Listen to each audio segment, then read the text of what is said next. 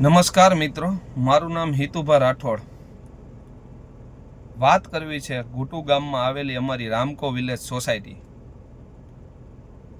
જ્યાં મતદાનની પાવતીઓ વેચવામાં આવી કોંગ્રેસ અને ભાજપની. અને અમારી માતા અને બહેનોને જ્યારે કહેવામાં આવ્યું કે કોંગ્રેસમાં મતદાન કરજો, અમુક એમ કહેતા હતા કે ભાજપમાં મતદાન કરજો, પણ અમારી માતા અને બહેનો એને જવાબ આપ્યો કે અમારા જ્યાં હિતુભા કહેશે ને ત્યાં અમે મતદાન કરશું.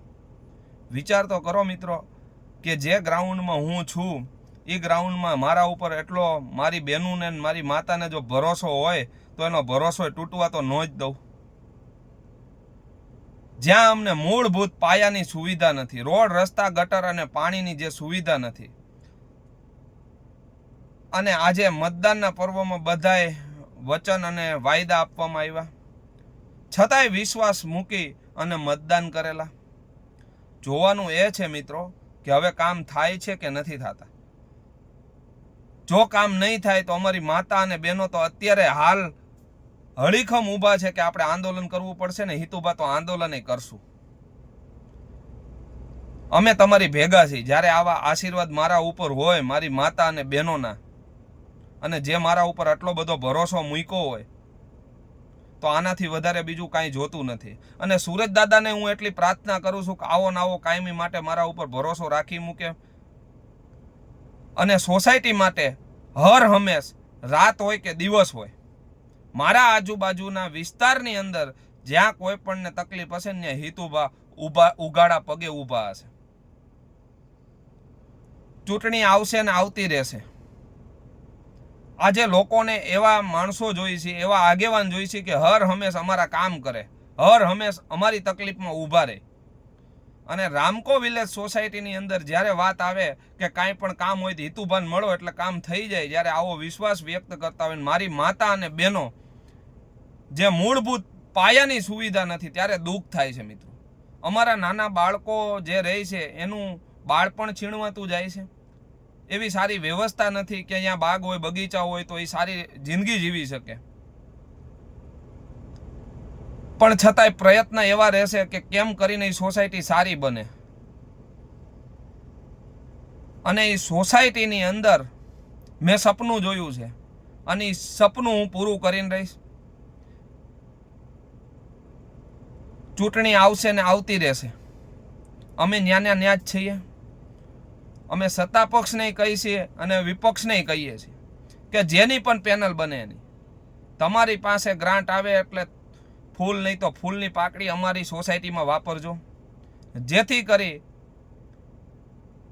અમને પણ ખબર પડે કે કોણ અમારી વારે આવે છે. આજે આ પક્ષમાં છીએ તો કાલ આ પક્ષમાં હશું. અમે ક્યાં એકે પક્ષમાં ભળેલા વ્યક્તિઓ છીએ. અને જ્યારે નેતા બને છે ત્યારે તેને 18 વર્ષના કામ કરવાના હોય છે. પછી એને એવું નથી વિચારવાનું હતું કે આ આપણી વિરોધમાં હતા તેને કામ નથી દેવું. આવું ક્યારેય ના વિચારવાનું હોય. ભારત અને પાકિસ્તાનની જ્યારે મેચ ચાલુ હોય છે ને ત્યારે કોઈ પણ એક હારે છે અને એક જીતે છે. જે હારે છે ને એ રામ રામ કરે છે. એટલે મતભેદ હોય, મનભેદ ન રાખવા જોઈએ. એટલે અમે પણ અપેક્ષા રાખીએ છીએ કે કાલે પાછું અમારે આંદોલનમાં ન આવવું પડે. અમારી સોસાયટીને મૂળભૂત પાયાની સુવિધા નથી તો એ સુવિધા મળે. અમે એટલી જ અપીલ કરીએ છીએ, સરકારશ્રીને પણ એટલી અપીલ કરીએ છીએ કે મૂળભૂત પાયાની જે સુવિધા નથી તો વહેલામાં વહેલી તકે અમારી સોસાયટીના કામ ચાલુ થાય અને અમે સારું જીવન જીવી શકીએ. આજે 1000 અને 1500ના ટાકા અમારી સોસાયટીને પોસાય એમ નથી. આ મોંઘવારીનો માર અમને મારી નાખે એમ છે. છતાંય મત કરવો એ અમારો અધિકાર હતો અને એમાં પરિપૂર્ણ મહેનત કરી અને મતદાન કરાવેલું છે. અમારી સોસાયટીમાં કોઈને દારૂ પાઈને મતદાન થાય એવું નથી મિત્રો, કે આને તમે દારૂ પાઈ દો ને મતદાન કરી દે. ત્યાં બિલકુલ મનાય છે કે કોઈને પૈસા દઈ અને તમે ખરીદી ન શકો. ત્યાં આગેવાન હિતુભા છે કે તમે હિતુભાને ઓફર કરો 5 લાખ આપશું, 10 લાખ આપશું, તમે અહીંયા મતદાન કરાવો. તો એ હિતુભાઈ એવો માણસ નથી કે તમારા પૈસા હાટું થઈ અને હું મારી સોસાયટીનું હિત ન વિચારું. એવું તો ન જ બને. એટલે એવી કોઈ કરન્સી બની નથી કે હિતુભાને ખરીદી શકે.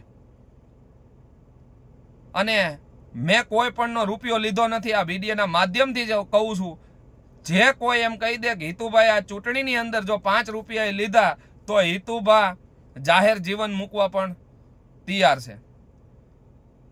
અમને કોઈ ખરીદી ન શકે, ખરીદી શકે તો કામથી જ ખરીદી શકે. રોડ, રસ્તા, ગટર અને પાણીની જે મૂળભૂત સુવિધા નથી એ આપીને તમે અમને ખરીદી શકો, બાકી તમે પૈસેથી અમને ન ખરીદી શકો.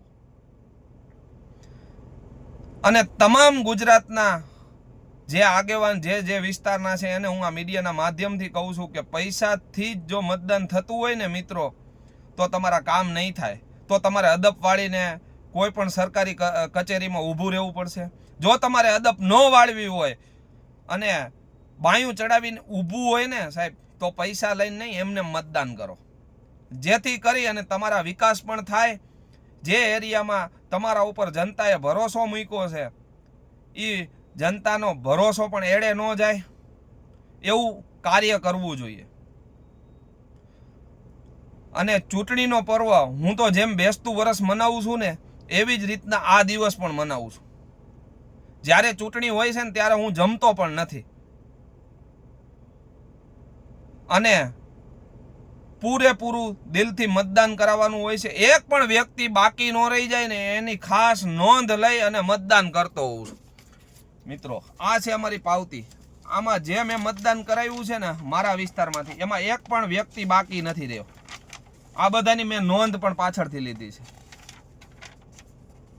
બરોબર. અને જેટલા આવી નહોતા શકતા, જે દૂર હતા, એને પણ ગાડી બાંધી અને એને ત્યાંથી મતદાન કરાવેલું છે મિત્રો. એટલે મારી તમામ ગુજરાતની જનતાને એક જ અપીલ છે કે આ વખતે જે મતદાન થયું છે, હજી પાછી ચૂંટણી આવશે, આવતી રહેશે. મતદાન કરવું એ આપણો અધિકાર છે, તો એને વધારેમાં વધારે મતદાન કરવું જોઈએ. અને વધારેમાં વધારે જે યુવા મિત્રો છે અમુક આળસ કરી જતા હોય એને આળસ કાઢવી જોઈએ અને વધારેમાં વધારે મતદાન કરવું જોઈએ. જય માતાજી.